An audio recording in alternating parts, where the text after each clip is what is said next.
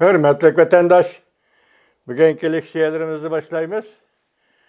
Leksiyada sadaka Rosie, Washington'dan sözdeyimiz. Bugünkü vaziyetten eşsak. Saylam vaziyeti de az böyle özgürüş bulup vatamda kandak. Ben tazı çok koruyuş kalanmadım. Deki şundakrak turdu. Mesela Pakistan haberleri, televizyasının muhbirleri çok arbaplarını ziyaret kıldı. Onların bazı suallarını soradı digendek. Yani onların hazır bugün pişmeğen haberler. Asası var mı yok mu bilmeyecek. Ya yetişem mi geçki, tekti yitem mi geçki. Sizler ona haber kılmayımız, hürmetli vatandaş. Bazı işlerini eken. Sel bir özgürüş buluvatıdı. Bugün sizlerge sözleydiği leksiyimiz mındak. Mavzu mındak. Bugün sizlerge aytalı ki İslam'ı 2020 yıl 12. ayının 22. günü. Mavzu mındak. Prezident Trump yalgan haber men sana aytip bermeymen. Biz galbi qilishga yaqinlab qoldik deb ko'rsatdi mavzuli xabar 12 ayının 22 günü Cungo'ga nazar tarbiyeti e'lon qilindi. Xabar mundaq başlandı. Prezident Trump haftanın birinci günü, yani 12 ayının 20 günü mundaq ko'rsatdi. Yalgan haber kılgıcı matbuatlarının silagi sözlep bermeydiğalları menen saylam gruppamdakilerinin halkılık ştatlardaki saylam sahtipazliginin neticesiga Xres ilan kılganlığını, galbinin yakınlap kalganlığını bu yalgan haber yazdığan matbuatla herkes haber kılmayır. Haftanın birinci günü Prezident Trump WABC televizyasının ziyaretini kabul kılganda mındaq ko'rsatdi. Biz bargan sırı qalbiga yaqinlashib keldik. Biz sizlar ko'pchilikning bilishini umid qilamiz. Biz amaliyotda qalbiga bak yaqinlashib keldik. Arkadılı Prezident Trump yana mındaq ko'rsatdi. Yalgan haber yazıp yaşavatkan matbuatla bunda haberlerini köpçilikке herkes aytip bermeydi.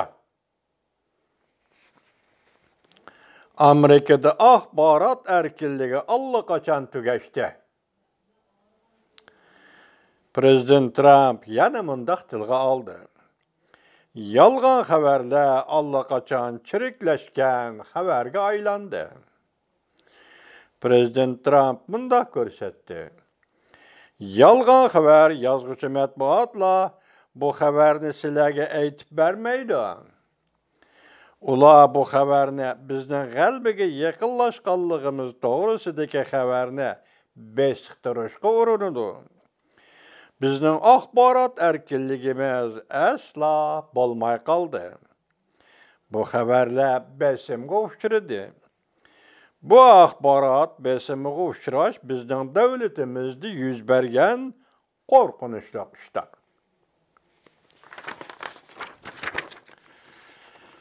Biz axborot besimga uchrash, bizda axborot besimga uchrash bak uzun davomlashdi. Bu bak uzundan boshlandı. Lekin hozir axborotni bo'g'ish taraqqiy qilib prezidentga yetib keldi. Kechiring. Axborotni bo'g'ish taraqqiy qilib bir nuqtaga yetib keldi. Kechiringlar vatandosh. Bu intayin qo'rqinchli bir ishdir. Bu axborot erkinligi emas. Biz axborot erkinligini qaytarib kelishimiz kerak. Çünkü xabar axborot besimga uchradi. Samimiy bo'lmay qoldi. Rastchil bo'lmay qoldi. Hatta men uni yana bir qatam yolg'on xabar deyishga maylim bo'lmadi. Endi yolg'on xabarni chiriklashgan xabar deyishim kerak bo'ldi. Prezident Trump yana başka bir televiziya programmasıga mundaq görsetdi. Mening saylam gruppamdakilar saylamsaq tüpezligini allaqachon paş qildi. Bu tarixdan biriki eng zo'r saylamsaq tüpezligidir. Bu Amerikada hazırgışı tarixdan biriki eng çirikleşken saylamdır. 12. ayının 20. günü internet matbuot adamı Kevin McLeod Twitter'da tepsili saylam haritası ilan kıldı. U düşündürüp mundaq dedi. Amerika'da 50 ştat var. Talaş tartış buluvatkan ştatlarını çıkarıp etsek, Prezident Trump 25 ştatı galba kıldı. Demokratlar Partisi'nin prezident namzatı Joe Biden 16 ştatı galba kıldı. 50 ştatta 2974 nahiye var.